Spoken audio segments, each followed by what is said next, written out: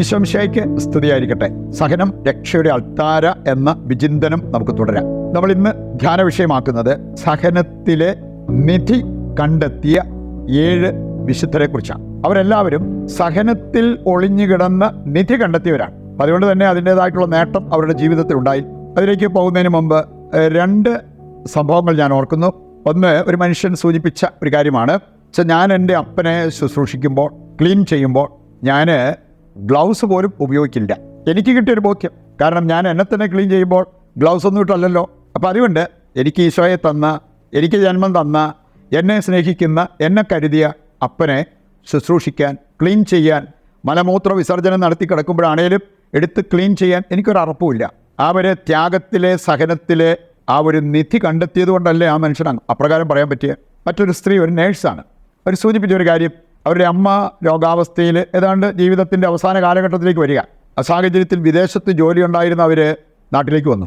എന്നിട്ട് അമ്മയെ ശുശ്രൂഷിച്ചു. അമ്മ മരിക്കുന്നിടം വരെ കൂടെ നിന്ന് ശുശ്രൂഷിച്ചു. അവർ പറഞ്ഞൊരു കാര്യം, എൻ്റെ ജീവിതത്തിൽ ഏറ്റവും ആനന്ദപ്രദമായ ഒരു സമയമായിട്ട് ഇപ്പോഴും എനിക്ക് തോന്നുന്നത് എൻ്റെ അമ്മയെ ശുശ്രൂഷിച്ച ആ കാലഘട്ടം. ഞാനതിന് ശേഷം തിരിച്ച് വിദേശത്ത് ചെന്നു. എനിക്ക് നല്ല ജോലി കിട്ടി, പഴയതിനേക്കാൾ മെച്ചപ്പെട്ട ശമ്പളമുള്ള നല്ല ജോലി. പക്ഷേ ഏറ്റവും ആനന്ദപ്രദമെന്ന് ഞാൻ എൻ്റെ ജീവിതത്തിൽ കാണുന്നത് അമ്മയെ ശുശ്രൂഷിക്കാൻ പോയ ആ കാലഘട്ടമാണ്. ഇവരൊക്കെ സഹനത്തിലെ നിധി കണ്ടെത്തിയത് കൊണ്ടാണ് അപ്രകാരം അവർക്ക് ചെയ്യാൻ പറ്റിയത്. അങ്ങനെ ഒരു അനുഭവം അവർക്കുണ്ടായത്. നമുക്കിത് മനസ്സിൽ വെച്ചുകൊണ്ട് 7 പ്രധാനപ്പെട്ട വിശുദ്ധരെക്കുറിച്ച് ചിന്തിക്കാം. ഒന്നാമത്തെ വ്യക്തി നമ്മൾ ഇതിനു മുമ്പും ചിന്തിച്ച ഒരു വ്യക്തിയാണ്, ലീമായിലെ വിശുദ്ധ റോസ്. അവർ സൂചിപ്പിച്ച ഒരു കാര്യം ഞാനിവിടെ പങ്കുവച്ചതാണ്. സഹനത്തിൽ ഒളിഞ്ഞു കിടക്കുന്ന നിധി കണ്ടെത്തിയവരാരും ആ സഹനത്തെക്കുറിച്ച് പരാതി പരിഭവം പറയില്ല. നമ്മളെപ്പോഴെങ്കിലും നമ്മുടെ സഹനത്തെക്കുറിച്ച് പരാതി പരിഭവം പറയുന്നുണ്ടെങ്കിൽ അതിൻ്റെ സൂചന ആ സഹനത്തിലെ നിധി നാം കണ്ടെത്തിയിട്ടില്ല എന്നുള്ളതാണ്. രണ്ടാമതായിട്ട് നമുക്ക് ചിന്തിക്കാൻ പറ്റുന്നത് വിശുദ്ധ അഗസ്തീനോസ്, വിശുദ്ധ അഗസ്റ്റിൻ. അദ്ദേഹം സൂചിപ്പിച്ച ഒരു കാര്യമുണ്ട്. വൈദ്യനായ യേശു സഹനം അനുവദിക്കുന്നെങ്കിൽ അതൊരു ശിക്ഷയല്ല, രക്ഷയിലേക്കുള്ള അൾത്താരയാണ്, രക്ഷയുടെ ഔഷധമാണ്. ഒരു വൈദ്യൻ രോഗിയെ സുഖപ്പെടുത്താനല്ലേ ആഗ്രഹിക്കുക. വൈദ്യനായ യേശു ഈ സഹനം ഇല്ലാതാക്കുന്നതിന് പകരം നമുക്ക് സഹനം അനുവദിക്കുന്നുണ്ടെങ്കിൽ അതൊരിക്കലും ഒരു ശിക്ഷയായിട്ട് കാണരുത്, രക്ഷയുടെ ഔഷധമായിട്ട് നാം കാണണം എന്നാണ് വിശുദ്ധ അഗസ്തീനോസ് പഠിപ്പിച്ചിരിക്കുന്നത്. മൂന്നാമത്തെ വ്യക്തിയാണ് വിശുദ്ധ മഗ്ദലന ദെ പാസി. ഇവരെക്കുറിച്ചും ഇതിനു മുമ്പ് നമ്മൾ ചിന്തിച്ച ഒരു കാര്യമാണ്. വിശുദ്ധ മഗ്ദലന ദെ പാസി, അവർക്ക് ഒരു പ്രാർത്ഥനയുണ്ടായിരുന്നു, ഈ ഭൂമിയിൽ കൂടുതൽ കാലം ജീവിച്ചിരിക്കണം. അതുപോലെ തന്നെ സഹിക്കാവുന്നിടത്തോളം സഹിക്കാൻ പറ്റണം. അതിലൂടെ കർത്താവിന് ആ സഹനമെടുത്ത് ആരെങ്കിലൊക്കെ മാനസാന്തരപ്പെടുത്താൻ പറ്റും, ഏതെങ്കിലുമൊക്കെ ആത്മാവിനെ രക്ഷിക്കാൻ പറ്റും എന്നുള്ള ബോധ്യം ഉണ്ടായിരുന്നത് കൊണ്ടാണ് അവരങ്ങനെ പറഞ്ഞത്. കർത്താവെ, സഹിക്കാൻ ഞാൻ കൊതിക്കുന്നു എന്നാണ് ഈ വിശുദ്ധ സൂചിപ്പിച്ചത്. അവർ സഹനത്തിലെ നിധി കണ്ടെത്തിയവരല്ലെങ്കിൽ ഇപ്രകാരം അവർക്ക് പറയാൻ പറ്റുമോ? പറയുണ്ട്. സഹനത്തിലെ നിധി കണ്ടെത്തിയവർ ആ സഹനം സന്തോഷത്തോടെ സ്വീകരിക്കുമല്ലാതെ ആ സഹനത്തെക്കുറിച്ച് പരാതി പരിഭവം പറയുന്ന ഒരവസ്ഥ ഉണ്ടാകില്ല. നാലാമത്തെ വ്യക്തിയായിട്ട് നമുക്ക് എടുക്കാൻ പറ്റുന്നത് വിശുദ്ധ ഫ്രാൻസിസ് സാലസ്. ഞങ്ങളുടെ സ്വർഗീയ മധ്യസ്ഥനാണ് വിശുദ്ധ ഫ്രാൻസിസ് സാലസ്. അദ്ദേഹം സൂചിപ്പിച്ച ഒരു കാര്യമുണ്ട്, സഹനമില്ലാതെ വിശുദ്ധ ജീവിതം സാധ്യമല്ല.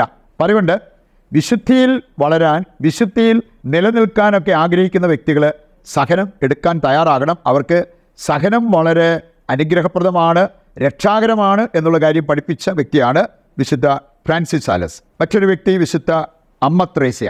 വിശുദ്ധ അമ്മ ത്രേസ്യ സൂചിപ്പിച്ചൊരു കാര്യം, സത്യം സഹിക്കേണ്ടി വരും, പക്ഷേ സത്യമായിരിക്കും വിജയം വരിക്കുക.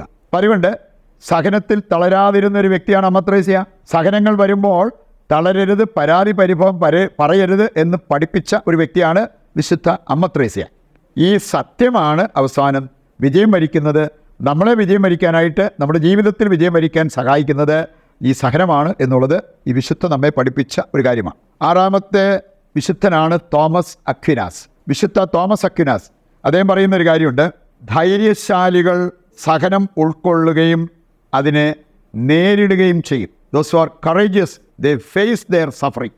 ധൈര്യശാലികളാണെങ്കിൽ സഹനം ഉൾക്കൊള്ളും, അതുപോലെ തന്നെ അതിനെ നേരിടും. അല്ലാത്തവരാണ് ഇതിൻ്റെ കാരണക്കാരെന്ന് പറഞ്ഞ് മറ്റുള്ളവരുടെ നേരെ തട്ടിക്കയറുന്നത്. ഇത് ചിലരെ സംബന്ധിച്ചിടത്തോളം എനിക്കിങ്ങനെയെല്ലാം വന്നിരിക്കുന്നത് ഇവരൊക്കെ കാരണമാണ് എന്ന് പറഞ്ഞ് രാവും പകലും അവരുടെ നേരെ തട്ടിക്കയറുകയാണ്. അത് സഹനത്തിലെ നിധി കണ്ടെത്താത്തത് കൊണ്ടാണ് അപ്രകാരം ചെയ്യുന്നത് എന്ന്.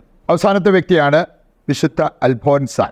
നമ്മുടെ തന്നെ ദേശത്തു നിന്നുള്ള ഒരു വിശുദ്ധ, നമുക്കെല്ലാം സുപരിചിതയായ ഒരു വ്യക്തിയാണ് വിശുദ്ധ അൽഫോൻസാൻ. ഇവരുടെ ജീവിതവുമായി ബന്ധപ്പെട്ട ചില കാര്യങ്ങൾ നാം മനസ്സിലാക്കിയിരിക്കുന്നത് നല്ലതാണ്. അൽഫോൻസായുടെ പ്രാർത്ഥന ഇതായിരുന്നു: എനിക്ക് കൂടുതൽ സഹനങ്ങൾ തരിക.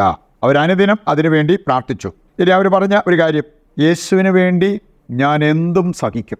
അതുപോലെ തന്നെ കൂടുതൽ സഹനം എനിക്ക് തരണമേ എന്ന് പറഞ്ഞ് ആ സഹനം ചോദിച്ചു വാങ്ങി. അവരുടെ ജീവിതം കൊണ്ട് അവർ തെളിയിച്ച ഒരു കാര്യമാണ്: യേശുവിന് വേണ്ടി ഞാൻ എന്തും സഹിക്കും. അൽഫോൻസായുടെ ജീവിതം വേണമെങ്കിൽ ഇങ്ങനെ നമുക്ക് പറയാൻ പറ്റും, 2 വാക്കുകളിൽ: പരിധിയില്ലാത്ത സ്നേഹം, പരാതിയില്ലാത്ത സഹനം.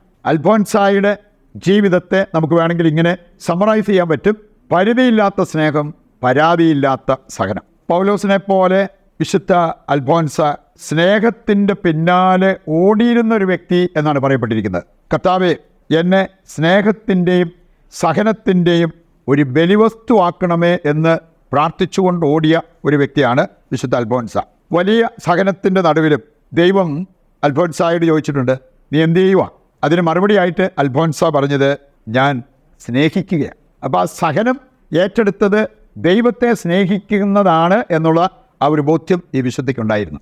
ഇവിടെ ഒരു സഹനത്തിലെ നിധി കണ്ടെത്തിയ ഈ വിശുദ്ധരെ പോലെ അവരുടെ മാധ്യസ്ഥതയിലൂടെ നമ്മൾ സഹനത്തിലെ നിധി കണ്ടെത്തി ജീവിക്കുന്നവരാകുവാൻ നമുക്ക് പ്രതിഷ്ഠാ ജപത്തിൽ പങ്കുചേർന്ന് പ്രാർത്ഥിക്കാം. നമ്മളിന്നൊരു കോമൺ നിയോഗമായിട്ട് വയ്ക്കുന്നത്, അകാരണമായി സഹിക്കേണ്ടി വരുന്ന വ്യക്തികളുണ്ട്, അവർക്ക് ധൈര്യവും പ്രത്യാശയും നൽകണമെന്ന് ദൈവത്തോട് പ്രാർത്ഥിക്കാം. എന്നെ അനുഗമിക്കാൻ ആഗ്രഹിക്കുന്നവർ സ്വയം പരിത്യജിച്ച് തങ്ങളുടെ കുരിശുമെടുത്ത് എന്നെ അനുഗമിക്കട്ടെ എന്ന് അരുൾ ചെയ്ത യേശുനാഥ, അങ്ങ് ഞങ്ങളുടെ ജീവിതത്തിൽ അനുവദിച്ച സഹനങ്ങളും അങ്ങയോടുള്ള സ്നേഹത്തെ പ്രതി ഞങ്ങൾ ഏറ്റെടുത്ത സഹനങ്ങളും അങ്ങയുടെ സഹനത്തോട് ചേർത്ത് വെച്ച് അവയെല്ലാം രക്ഷാകര സഹനമാക്കാൻ ഞങ്ങളെ പഠിപ്പിക്കണമേ. ക്രിസ്ത്യാനി എന്ന നിലയിൽ ഞങ്ങൾ സഹിക്കേണ്ടി വരുമ്പോൾ അതിൽ ലജ്ജിക്കാതിരിക്കാനും അത് കണ്ട് പരിഭ്രമിക്കാതിരിക്കാനും ഞങ്ങളെ ആത്മീയ കരുത്തുള്ളവരാക്കണമേ.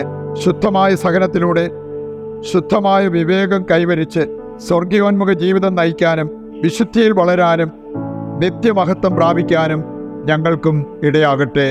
ആമേൻ.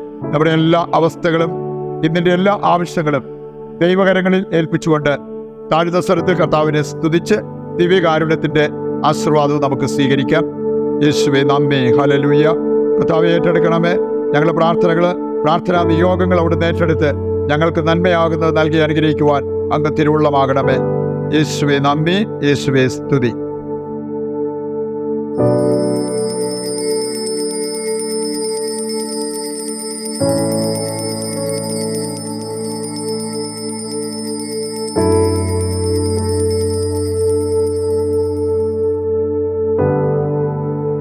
പരിശുദ്ധ പരമ ദിവ്യകാരുണ്യത്തിന് എന്നേരവും ആരാധനയും സ്തുതിയും പുകഴ്ചയും ഉണ്ടായിരിക്കട്ടെ.